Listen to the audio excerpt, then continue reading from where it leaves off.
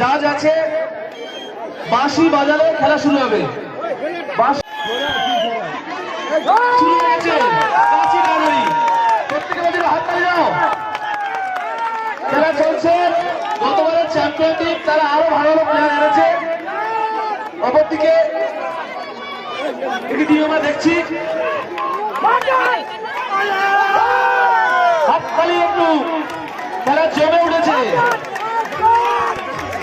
এটা হচ্ছে শক্তির লড়াই, তার সঙ্গে কার কত স্ট্যামিনা আছে, স্ট্রেংথ আছে সেটা দেখা যাবে, তার সঙ্গে হাতের জোর, কোমরের জোর।